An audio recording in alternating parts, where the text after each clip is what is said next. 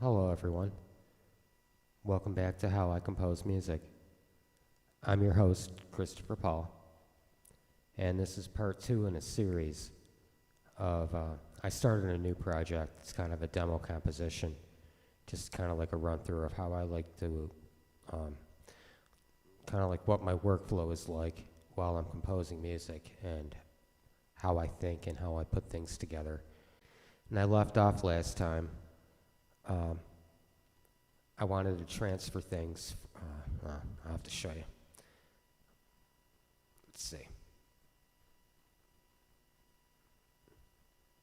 This is what I used to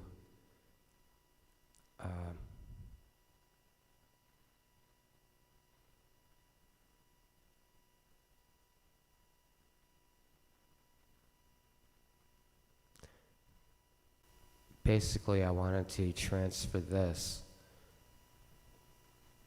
onto graph paper. Well, like virtual graph paper. And this is what I've done so far with it.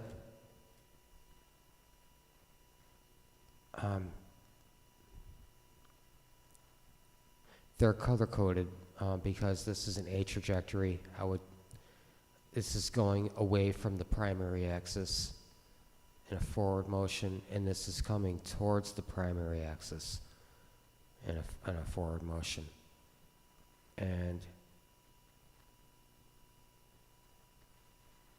this is like it's the same thing. This is a forward motion, but it's going down instead of up. So this is a D inversion, and the C inversion would be leading up to the primary axis in a forward motion. They're really all forward motions, but it's like up, down, above the primary axis, or up, down, below the primary axis. And I'm almost at the end here. Let me see. There's like 1, 2, 3, 4 more I need to do. I'm gonna show you how I do this. I'm gonna make a D inversion, a C inversion, an A inversion, and then a B inversion. So I don't need to see this anymore. Actually, yeah, I do. I'm gonna open it up with Windows Paint. Wrong platform.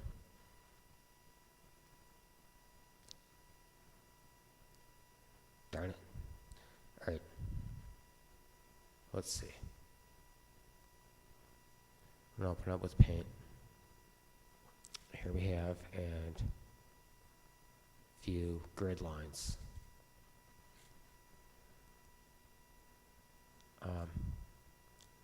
When I start to zoom into it,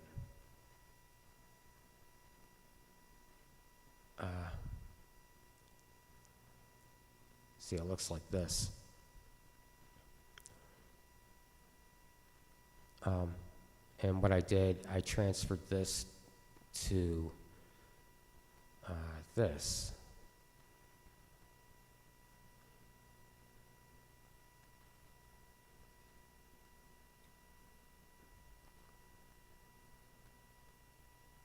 Let me see if I can zoom out a little.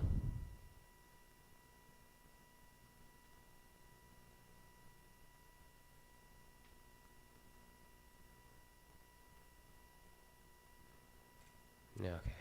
Well, it's like this.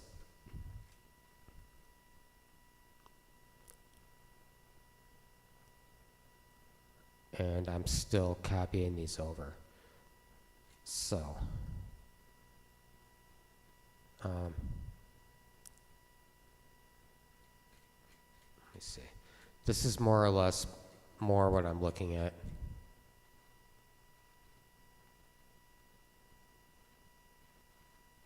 It's the zoomed in.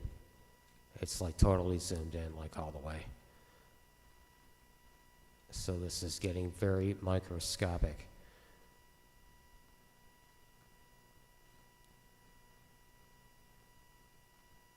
I'm almost done. I'm right here. I think I have enough.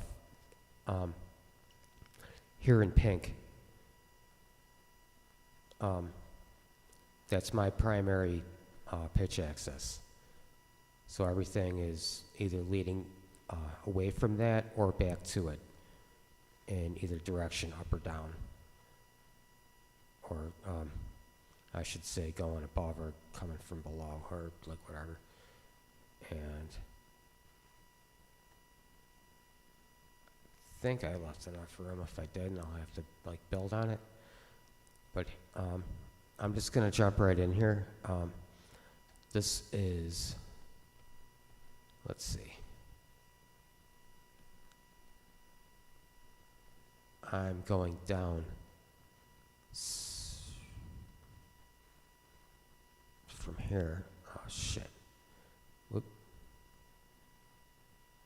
Okay. Here's where I left off. And I'm going to go down here. So,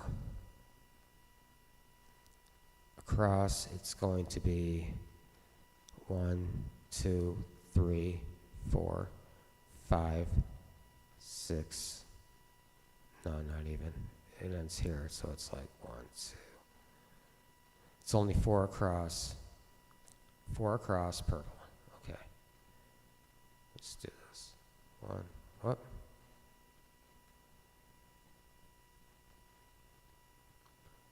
Oh, man.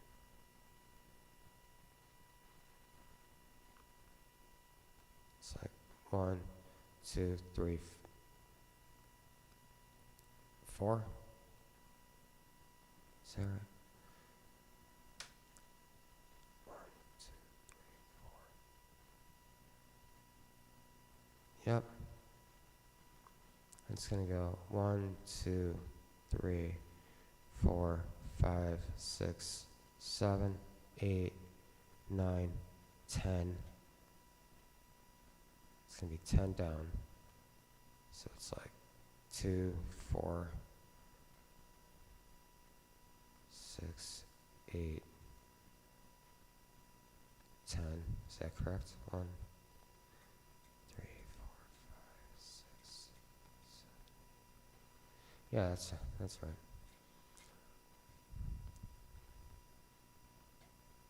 And save that. Go back to here. Save this. And before I move on with the rest of them, I mean, I'm looking at this. I'm looking at this data in like different ways. Like here's a b-axis, right? And the projected notes are ascribed, meaning that they're on the outside of the trajectory. They're on the outside of the secondary axis. And if I wanted to put them inside, I would have to flip them over, you know. Like, let's see. This one here is an example of like being inscribed because it's between the axis and the primary axis. But if it was on the outside, like externally, like this would be the, you know, like the reverse. So if I wanted to, I can just go and reverse like all of these, or reverse some of them at will. Or I could reverse the trajectories themselves, or permutate them. So like this one, whatever properties are contained in this B trajectory, I could make it an A, I could make it a C, or I could make it a D. You know, so it could be blue, green, red, purple, you know, like whatever. And just use the, it's just counting the blocks from left and right, or, you know, like from the top down. That's all it is. I mean, it's like that simple. I can mix and match these components together at will. And,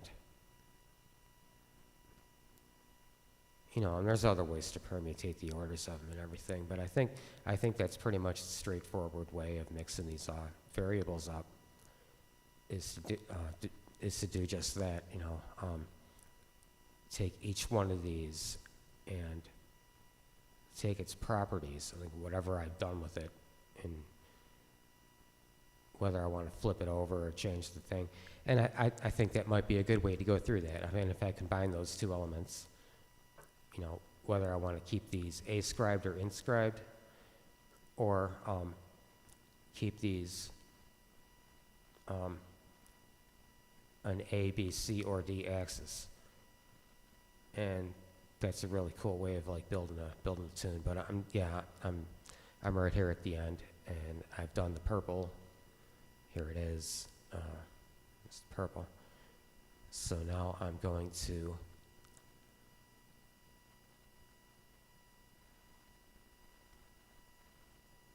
create a C-axis, and this grid that I'm drawing on is not permanent.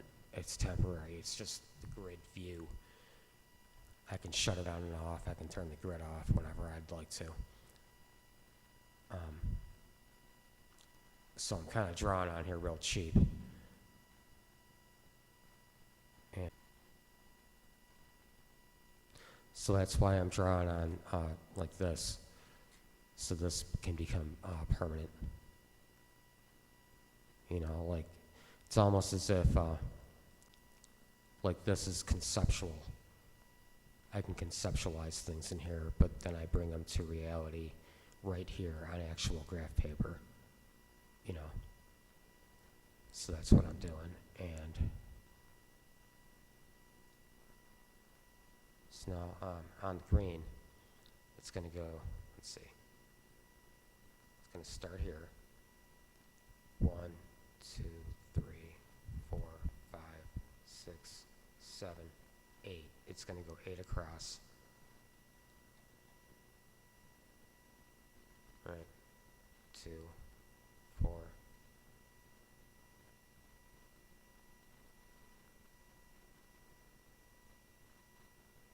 6, 8.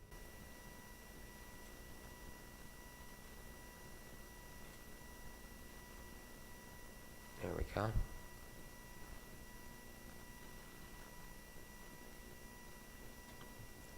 And move on to the next. It's going to be an A trajectory leading up. It's going to go to here. It's feasible. So 1, 2, 3. It's going to be 3 over. Yeah, this stuff gets really tedious. Like, I've been known to take like hours a day just doing like stuff like this. It's like 1, 2, 3. Okay. So it feels good when you kind of like reach the end, Let's see. 1, 2, 3, 4, 5 up.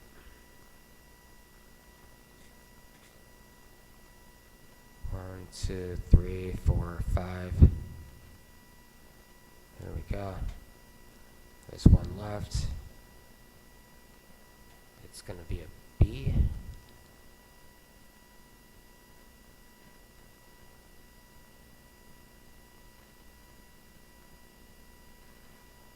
There we go. 1, 2, 3, 4, 5, 6. Looks like it goes for 6. See. 2, 4, 6. Yep. Looks good. So we're done with this, I'm done with this part. Here. Yay. It's definitely a step forward.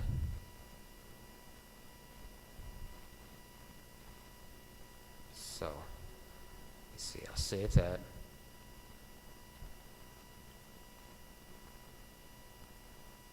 Save that, and I'm going to take a break here while I decide the next move, because I mean there is different things I can do with this, and I'm not sure how to approach it just yet. So, I'm gonna, okay, I'm gonna take a step away for a minute and come right back. Okay, well, it's kind of apparent that my next course of action, what I'm going to do is divide, I'm going to divide this section of potential music. I don't know what to call it. It's nothing musical yet. It's just potential music. It's just trajectories and everything. So yeah, I guess that term seems kind of fitting. But I'm going to divide it up so that each one of these secondary axis trajectories has the chance to be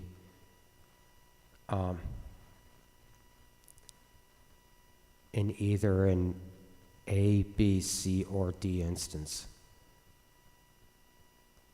And not only that, but based on what is happening around each secondary axis, where you have, like, the pitches are either like ascribed or inscribed, and in some instances they're like kind of like they kind of like cross over like into both, and that's kind of something that needs to be taken into account as well. So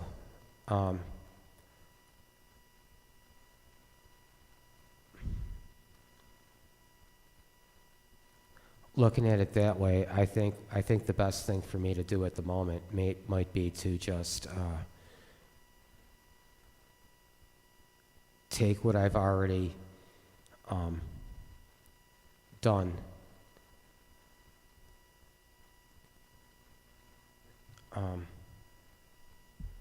like straight across all the way to the end here, and just start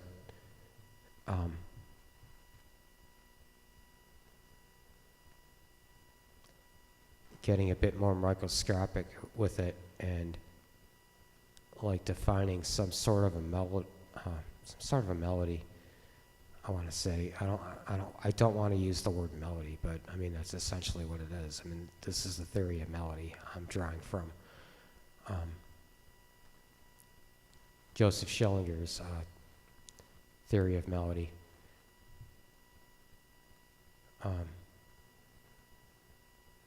But yeah, I mean, there's different ways I can just play around with this and flip things around in different ways. But I think in the immediate sense, I think what I'm going to have to do is let's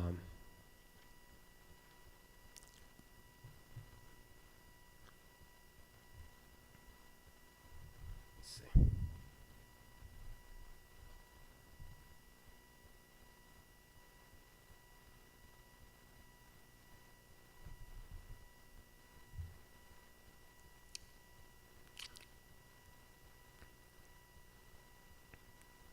Yeah, I think the next thing I'm going to have to do is just start like getting microscopic with it, and then I can work with with the result of what I have, and there's like various things that I can do with that. And this is another step that is going to take quite a considerable amount of time, even more so than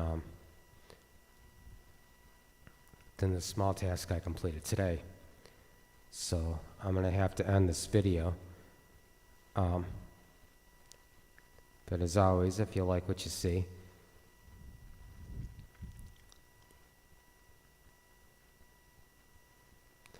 if you enjoyed the content, feel free to subscribe and, hit the notification bell or whatever. Check back in, drop a comment, whatever. I'm trying to build up a fan base here, Like my part one of this series got 8 views in like 16 hours or something, which isn't anything, but I mean, it's more than I usually get, like for anything else. So, I'm trying to build up some hype here, Yeah, okay. Well, I'll see y'all in part 3 then, once I complete this task. All right.